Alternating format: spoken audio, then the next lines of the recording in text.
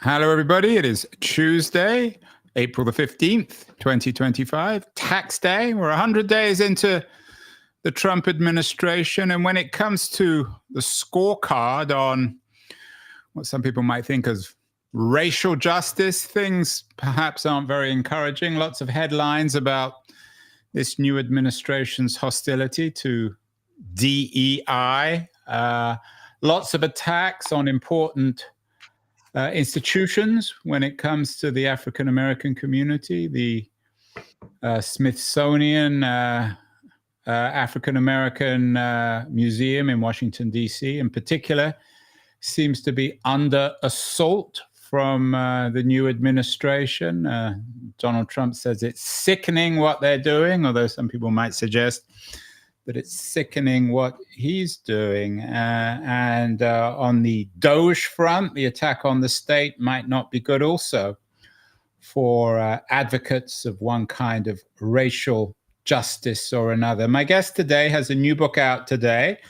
Appropriately enough, it's called Black Power Scorecard, Measuring the Racial Gap and What We Can Do to Close It. It's by Andre M. Perry, who is a distinguished scholar at the Brookings Institute in Washington, D.C. He's a senior fellow, and he's joining us from Brookings today.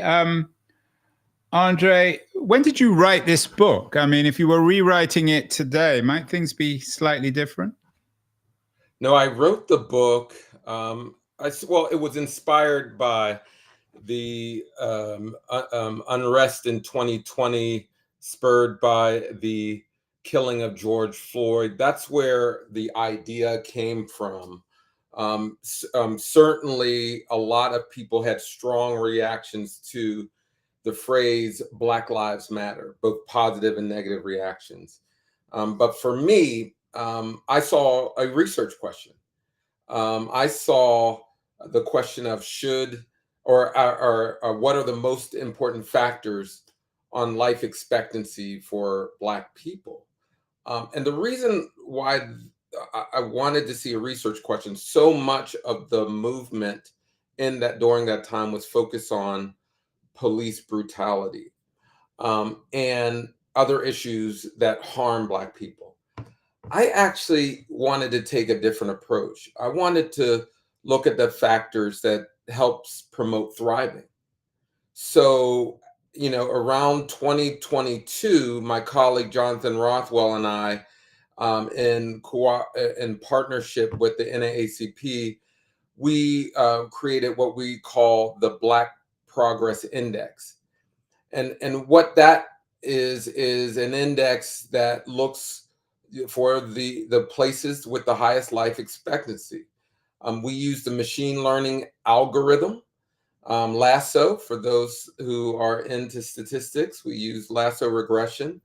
And what that does, it allows us to sift through dozens of databases to highlight the most important correlates, most significant correlates or predictors of life expectancy. And we landed on 13. But I started writing the book actually during the Biden administration. And I probably wouldn't change anything about the book because some of the concerns that I had during the Biden administration, I had during the Trump administration, I had during the Obama administration, and administrations prior. I've always felt that, and I say this in the end of the introduction, that DEI and affirmative action have never been the goals. Black Power has always sought out legislation that performs well for all Americans, including Black Americans. So Black people want housing policy to work for them. We want business policy to work for us. And so this book really wanted to prioritize a policy agenda around the factors that enable people to live long lives. And that's what we did.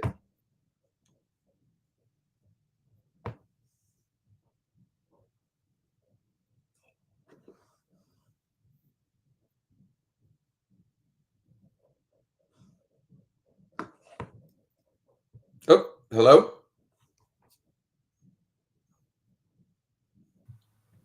Sorry, Andre, I'm going to repeat the question.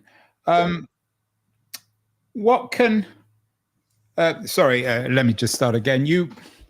Andre, you've identified the book as a kind of, so to speak, wonkish project, an attempt by a Brookings scholar to quantify the racial scorecard, the measuring the racial gap. Is that really ultimately what this is all about when it comes to racial justice in America? Can it all be quantified? Can it all be measured? Can it all be turned into data of one form or another? Well, but I think the ultimate expression of power is being able to live a long, healthy life with dignity. And in that respect, you can measure power in years of life. And a lot of people will look at power as closing racial gaps. What we do in the Black Power Scorecard, we don't compare Black people to white people.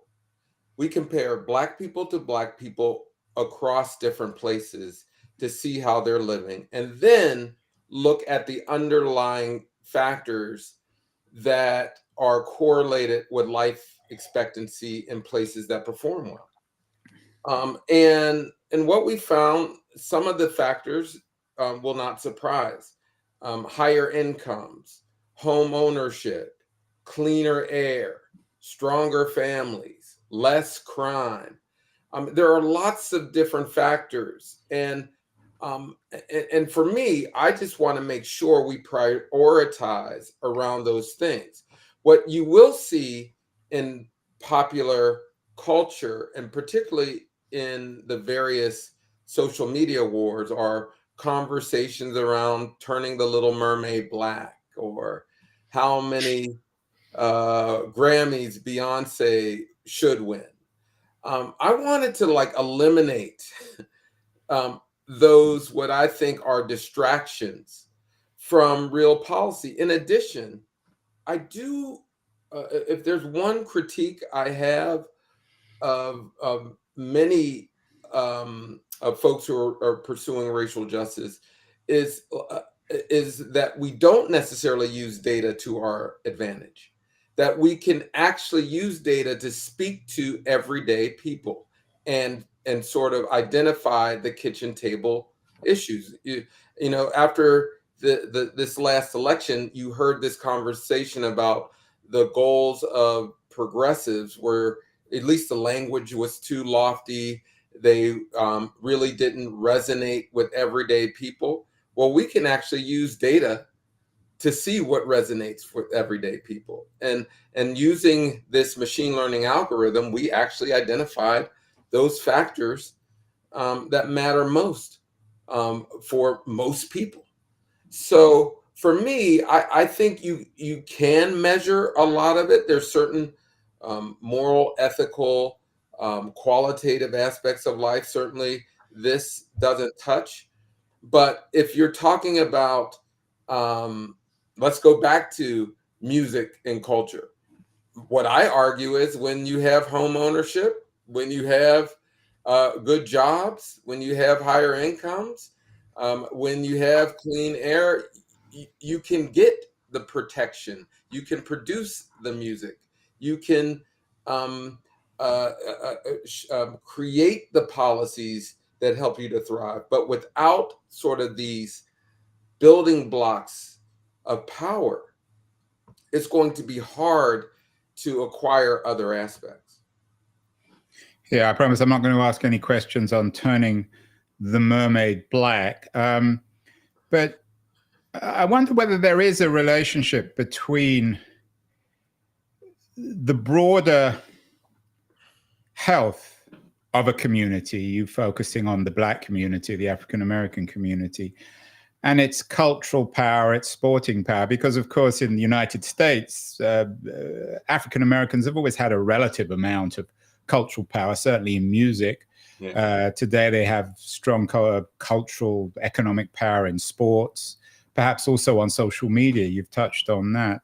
But it hasn't always gone together with broader community advancements. Is there perhaps sometimes a connection between the froth and the reality? And if you have too much froth, the reality somehow suffers? Oh, absolutely. And I actually think that political parties often use the froth as indicators of progress. I mean, we certainly got a Juneteenth celebration or Juneteenth holiday, Black excellence celebrations on the White House lawn, a number of symbolic things. And, you know, we used to coin the phrase Black Twitter. The reality is that Black people did not own Twitter, and you see what happens when you don't have ownership. Now, I just want to be clear. Some of these symbolic and cultural facets of power are very important, particularly music. Music certainly in many ways serves as the soundtrack to a movement. But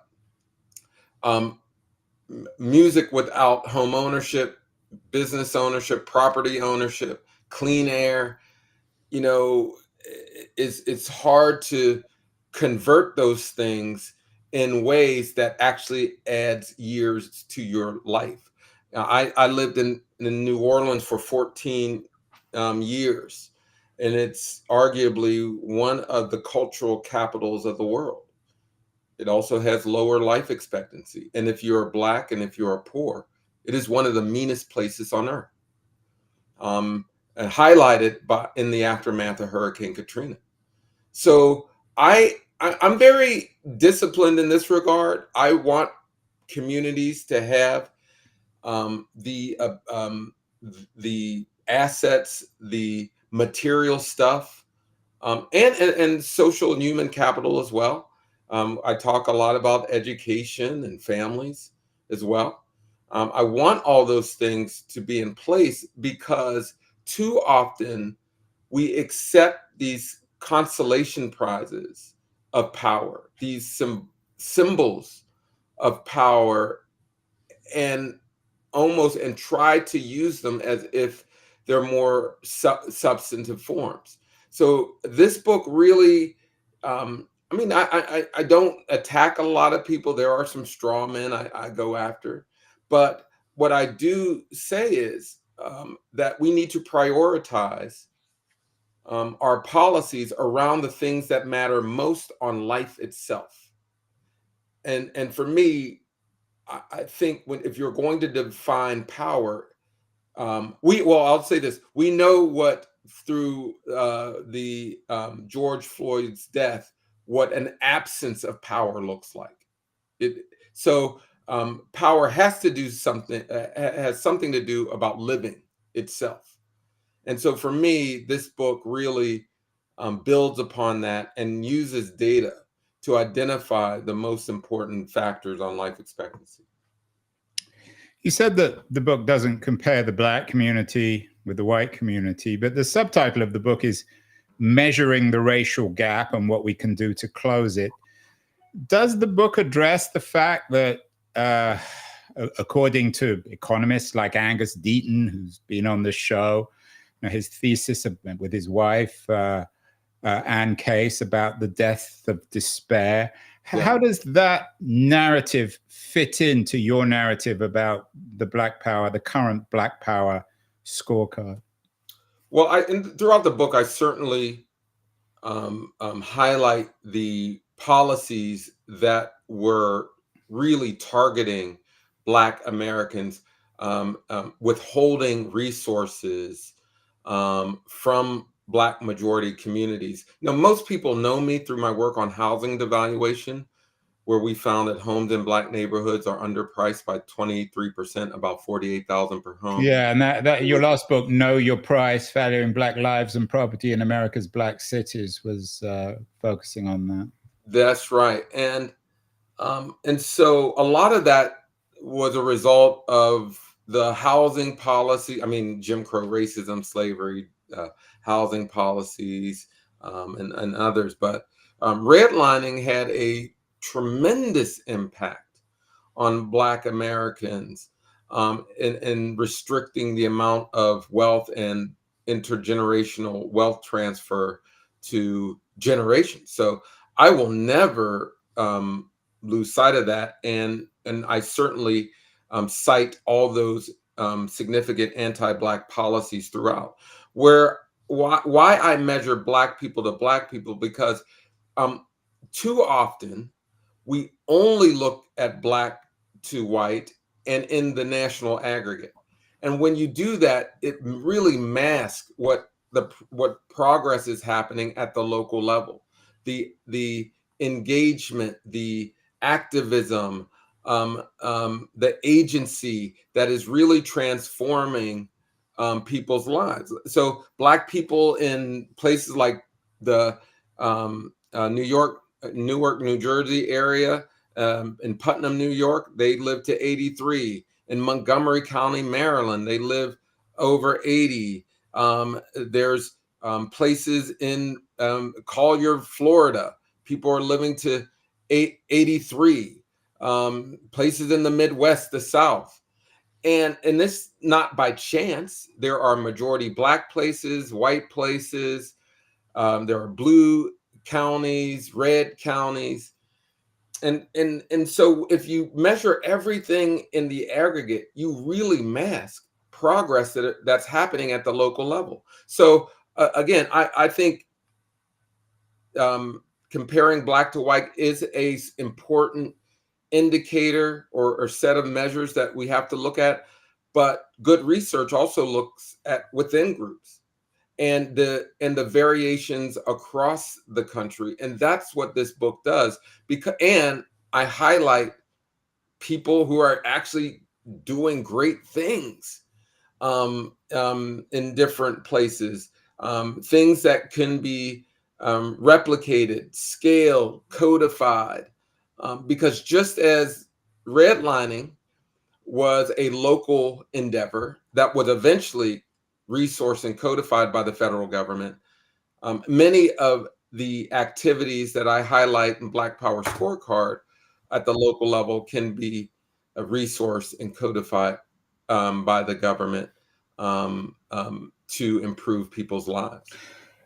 Maybe I didn't express the question clearly, but in books like Deaton's Death of Despair, there's a great deal of analysis and hand-wringing about the suffering now of white America, certainly rural white America, the opioid crisis, and many other consequences of deindustrialization. My question is, does that, in terms of your focus on the Black American community, does that, I mean, obviously it matters as a human being, but does it affect your Black Power Scorecard, or is that just in parallel? One of the, I mention it, but I always show a scatter plot when I present this research of well-being. A lot of the deaths of despair comes from the well-being research. Deaths and despair is on the lower end of well-being in terms of suffering. And what we see is that if you invest in the lowest rungs of, and whoever's in the lower wealth profiles in a community, you raise well-being for everyone. And for me, I also want this discussion around Black Power to say, hey, when we invest in Black communities, many of the places where Black people are in terms of on the lower quintiles of wealth, when you invest those communities, you are actually improving the well-being of everyone. And so for me, I try to make that bridge on occasion so that we avoid the zero-sum sort of battle that's going on. That if we talk about Black people, we ignore white people. But this book, it's really different. It's really saying, hey, let's look at strength. And I appreciate many of the contributions that have focused on suffering. But for Black Americans, um, we are over indexed on talk of suffering. I actually think when you're talking about white communities, in particularly those impacted by the opioid crisis, um, industrial um, plants leaving communities, that's a relatively new narrative that's in play. But for Black American, we rarely hear about the strengths of community. So for me, I am, I'm focused on Black lives. That's the nature of my research. I do make methodological and statistical bridges to say that improvements and well-being of one group will improve others. But this book was really targeted on those folks who are really trying to move a Black agenda, and but in a different way, one that's focused on the assets and the strengths, as opposed to focusing on what we're fighting against. And I ask that question to everyone. I know what we're fighting against. What are we fighting for? Because when you look at what we're fighting for, it's very similar to what other people are fighting for: clean environments, good housing, affordable housing, chances at home ownership, business ownership, stronger families. And by the way, I do have a conversation in the book about marriage. I think we need to talk about building stronger relationships. The difference in my work is that instead of saying marriage is a solution for poverty, I say that we need to look at the preconditions of marriage. So, education, wealth, criminal justice system, because when you have healthy communities, guess what? You have healthy families. So, so again, this book is really focused on those who are interested in improving the quality of life of African Americans from a vantage point of ridding ourselves of the drags of racism that are specifically targeted to Black people. It's, as you say, a data-filled book. Your analysis is driven by data. You're at Brookings, so that's not really much of a surprise. Are there one or two data points, Andre, that summarize your argument? Perhaps data points which are offering, as you say, less of the problem and more of the solution? What data points really stand out? Of course, the book is out today and we want everyone to read it, but what are the data points that for you somehow highlight what you're saying in the book? Yeah, I talk a lot about investing in Black owned assets, Black majority neighborhoods, Black communities. One of the studies that my colleague Jonathan Rothwell did, that's featured in the book, we wanted to look at business quality. So we scraped all the Yelp data from businesses all across the country. We got the race of the owner. We controlled for, attended to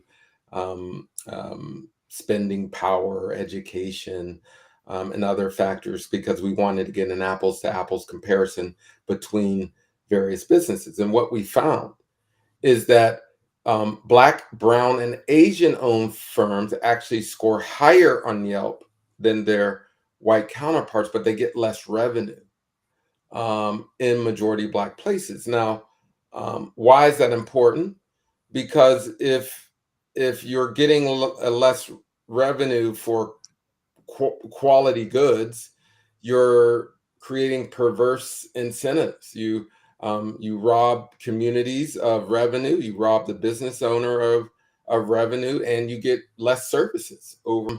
But I love that study because it confirms something that my elders used to tell me all the time when talking about Black businesses. They would say, our ice is just as cold. Our ice is just as cold.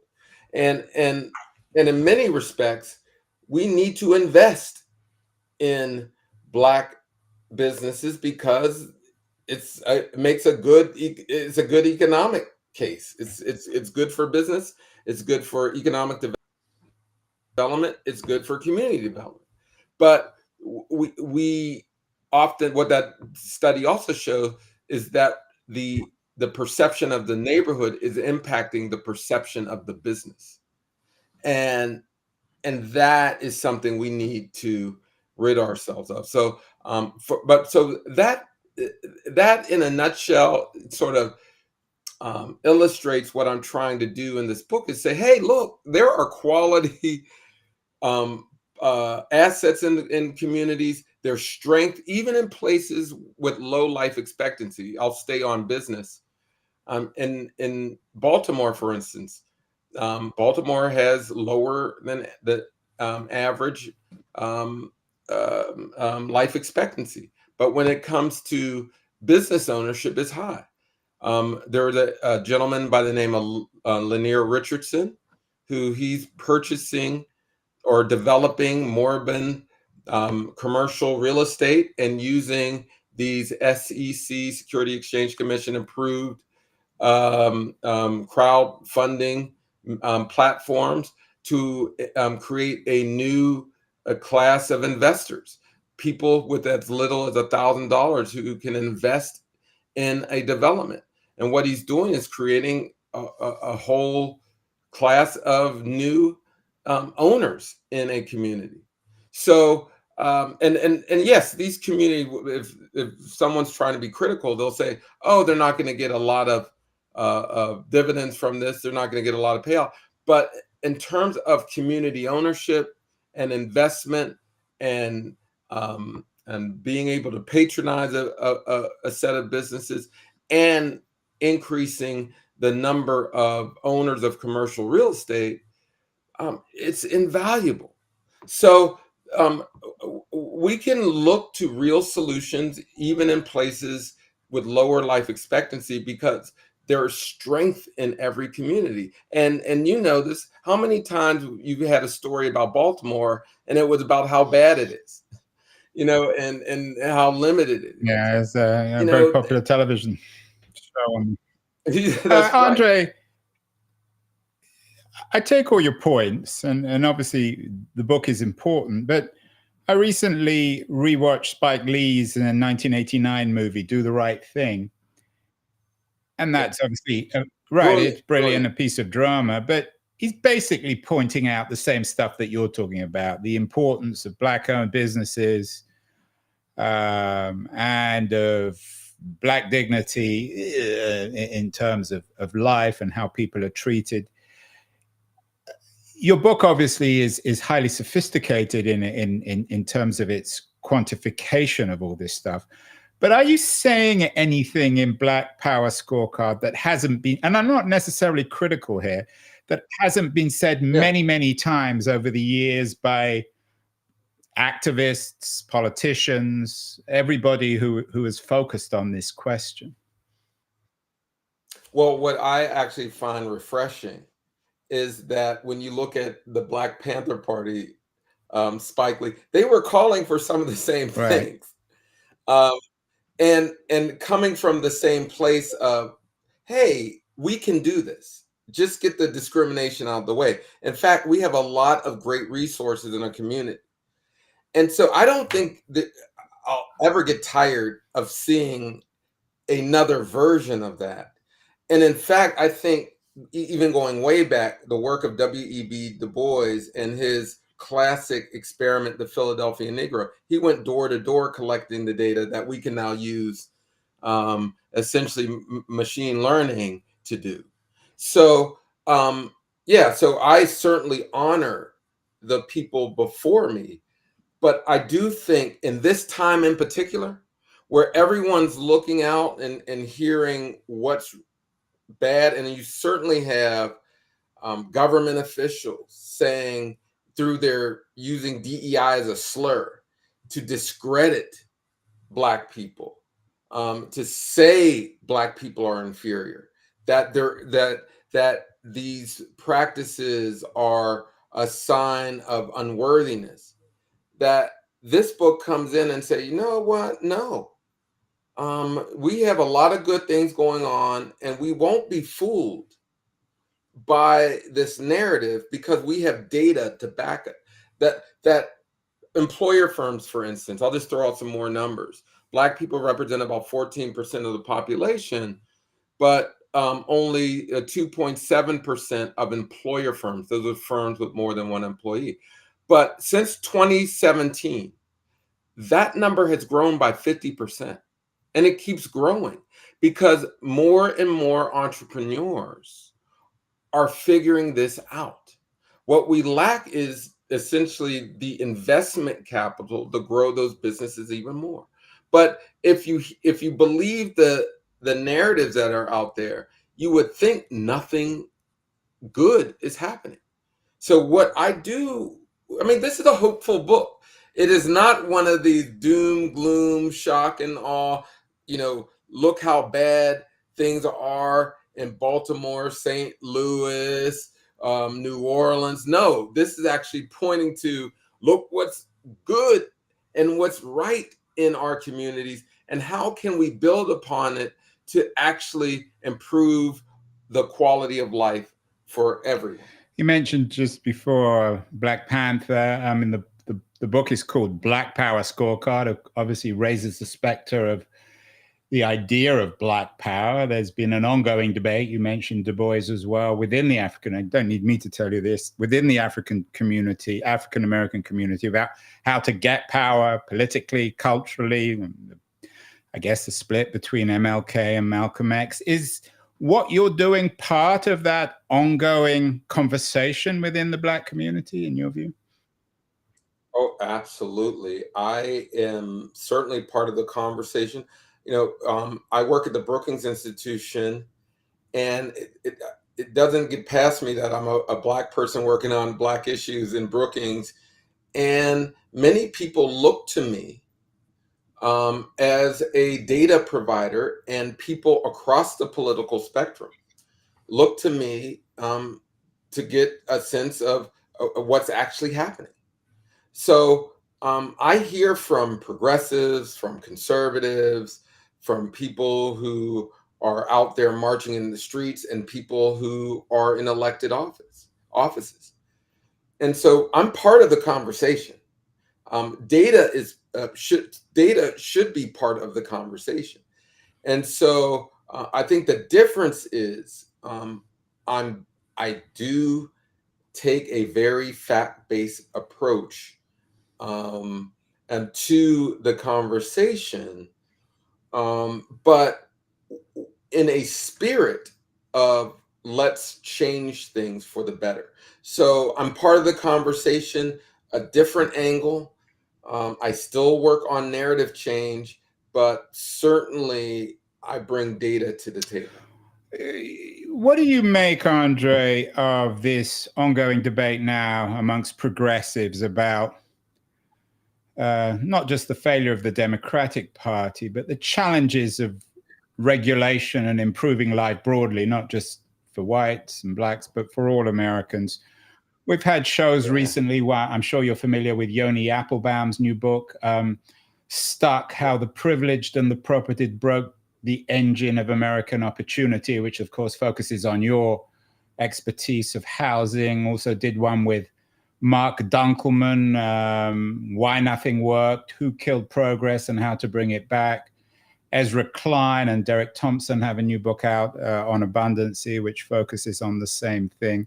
How does your analysis in Black Power Scorecard, how does it work with the debates and arguments being put out by guys like Dunkelman and Applebaum and Ezra Klein?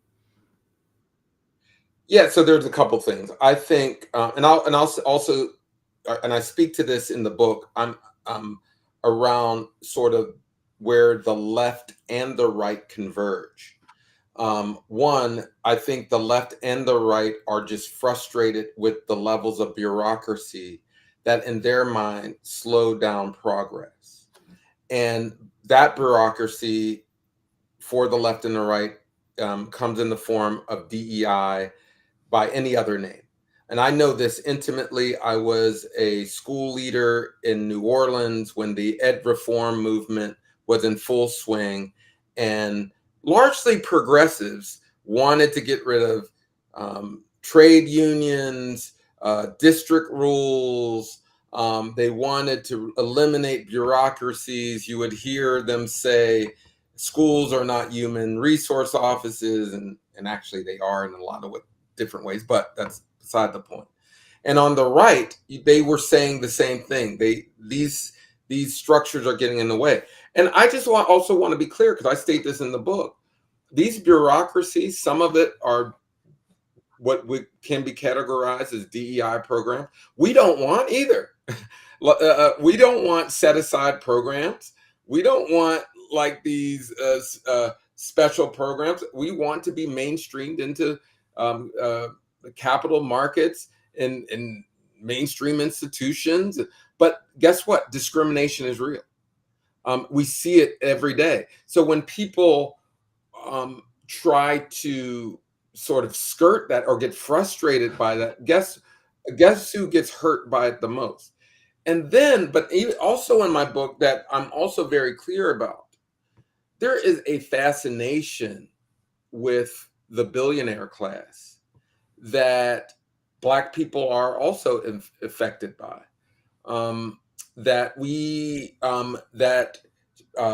You most often see it in rappers or who are, promote certain viewpoints on capitalism. And I address that head on. And I quote in the book, I quote the Jay-Z line who says, "What's better than one billionaire?" He asks itself. Then he says, "Two, especially if they're the same hue as you." And I go, well, I mean, that makes little sense because it's all about the means of production. If you, on your way, particularly in the music industry, support an artist at the expense of giving dozens of, or not giving dozens of, or healthcare, fair wages, burdening them with these horrible record deals and contracts, clearly that's not good for the masses. In addition, I mean, we would never say what's better than one Black slave owner, two, especially the same as you. No, we would never say that. That it makes no sense. So for me, I'm also clear that we need to be focused on median wealth, if anything, not on the tail end, which lends itself to a whole series of policies that abandons middle class and working class people. So I think my book fits into this new range of writings about how to focus on regular people and get progress in housing and education and all these other things. But I'm different in this regard. I am very clear that you're not going to remove these bureaucracies and expect racism to go away. That these things are there for a reason. In addition, we do need to focus on working class people, but often even that conversation is to assume working class is white. When we envision middle America, for instance, we don't think of the residents of Ferguson.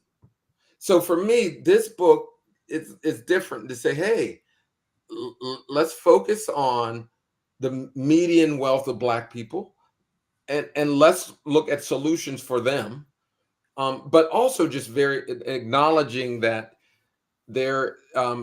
we live with discrimination, and we need to have guardrails for those phenomena. Your book focuses, Andre, again, don't need me to tell you this, on the issue of power. You're challenging the reader to rethink what true power means.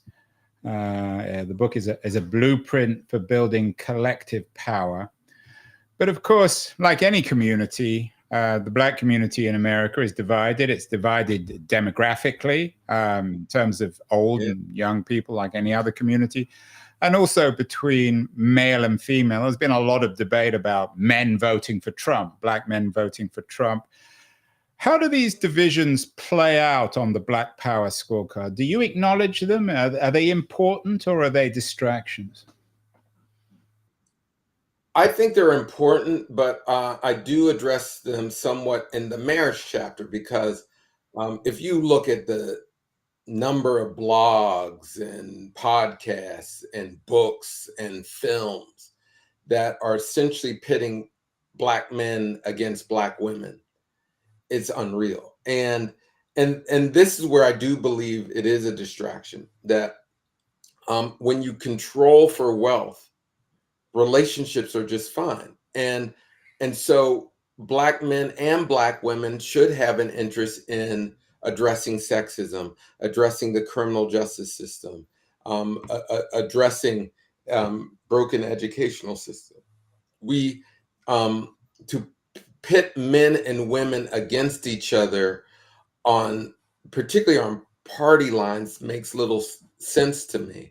That obviously you can vote differently. You can you don't your vote isn't wedded to your gender, and certainly not to any particular party. But what I am concerned about is that we don't see ourselves as part of a community. So the research itself looks look at Black people at a community level, because those systems that negatively impact Black people, both men and women, sometimes differently, they are still generally coming from the same systems. So educational systems manifest themselves differently for Black men and Black women, boys and girls. The employment sector, criminal justice, but they are impacting the community as a whole. So for me, I try my best to say, look, these gender wars, we certainly have to look at the differences in education in men and women. We certainly have to look at the pay differences between men and women. But from my viewpoint, we see systems at the 30,000 foot level that are in fact impacting both groups, but just differently. So my goal is to work on these larger systems and structures, instead of having these bespoke sort of approaches to both genders. You've been very generous with your time, Andre. One final question. Speaking of those larger structural issues, in the Dunkelman book, he talks about there being two traditions in progressive America: the Jeffersonian one, where reform comes from below, and the Hamiltonian one, where reform comes from above. You had an interesting piece on Selma, where social divides can come locally. I began the show by talking about the Doge cuts and the assault on the traditional American state, the bureaucracy in DC where you live. As a final question, it's a big question, but I'm looking for a relatively brief answer. Is Black Power scorecard really in that Jeffersonian tradition of suggesting that reform comes from below, from within communities, especially Black communities, and that African Americans or any minorities should rely less on the state, less on the Hamiltonian structures in Washington, D.C., and more on their own local organizations?